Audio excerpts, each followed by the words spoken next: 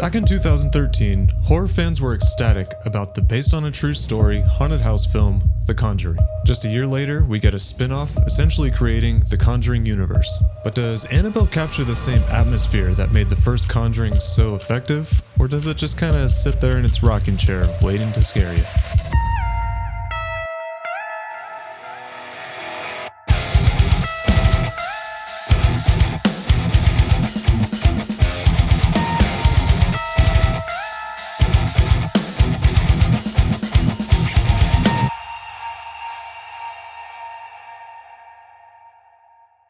What's up everybody, I'm Trap, and I love talking about movies. Today, we're talking about Annabelle, the first spin-off in the Conjuring universe, film that tried to give that creepy doll her own spotlight. Annabelle was directed by John R. Leonetti and written by Gary Dauberman. I'll go over some pros and cons as well as my own personal rating, all spoiler free here, but if you've seen the movie, stick around to the very end. I'll get into a spoiler chat where we can really have some fun. The story follows a young couple, Mia and John, living in 1960s California, who become targets of a demonic force after a disturbing incident with some cult members next door. One of these cult members dies holding the Annabelle doll, and from there things take a dark turn as the entity attached to it begins tormenting Mia and her newborn child. It's essentially a prequel to The Conjuring, exploring where the doll came from before landing in the Warrens' artifact room. But let's get right into it.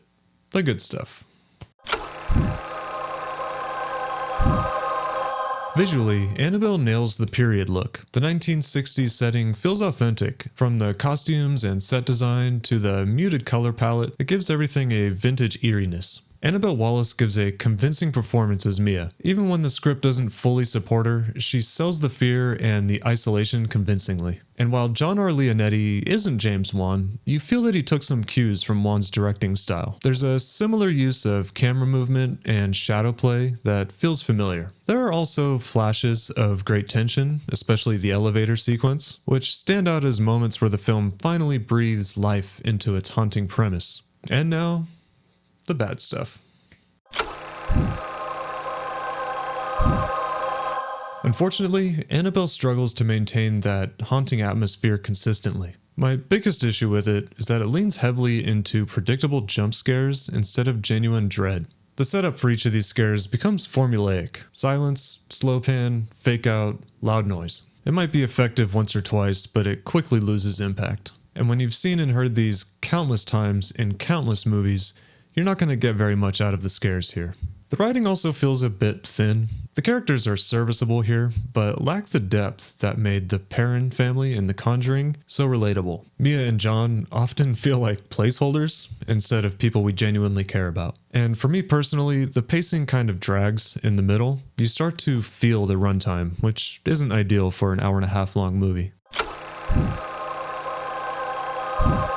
Overall, Annabelle is a mixed bag. It's competently shot, has a few genuinely creepy moments, and expands the Conjuring universe in a logical way, but it lacks the craftsmanship and emotional grounding that made the first Conjuring film so impactful. It's more of a late-night popcorn horror movie as opposed to something memorable. I'm going to give this movie a 2.25 out of 5. I do feel that I enjoy it a bit more than most people do. I've heard and read a lot of real trash talk on this movie, and I wouldn't argue against that, but for some reason, I don't hate watching this movie. I must have been in a good mood or something when I first watched it, because I know it's nothing special, but I don't know.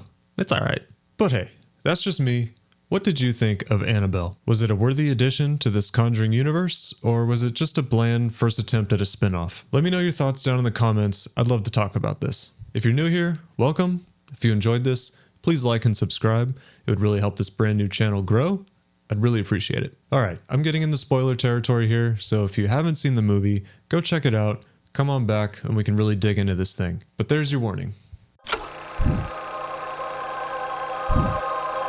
Alright, so let me start this by saying I don't find dolls creepy or scary at all, really. I understand why a lot of people do, there's nothing against that. And sure, some can have a eerie look in their eye. So from the get-go, I figured this movie probably wasn't going to provide me any scares of note. So when we first see that we actually get some visuals and moments with the demon actually using this as a vessel, that's what made the movie not so terrible to me. That basement, elevator, and stairway scene, actually gives me chills still, and that does not happen very often. And I think the simplistic all-black design of the demon was really effective. The tension created in that early scene where the cult members murder the neighbors and eventually break into Mia and John's house, injuring a pregnant Mia, was crafted really great as well. I'm also not really one for home invasion movies, but I really felt this was a strong opening sequence to the horror of this movie. There's little things I think are fun, like Mia's interest in discovering more about the cult and what's happening to them, and her interactions with the librarian. The final act has some strong imagery, particularly the moment where Mia is tempted to sacrifice herself to save her baby.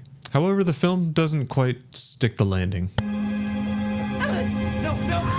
Evelyn's sacrifice feels abrupt, like the movie needed an ending and wrapped it up without really earning the moment. But you know what my favorite part about this movie is? Tony Amendola. I'm a huge Stargate fan, so anytime I see Braytac, I fangirl inside. Love it.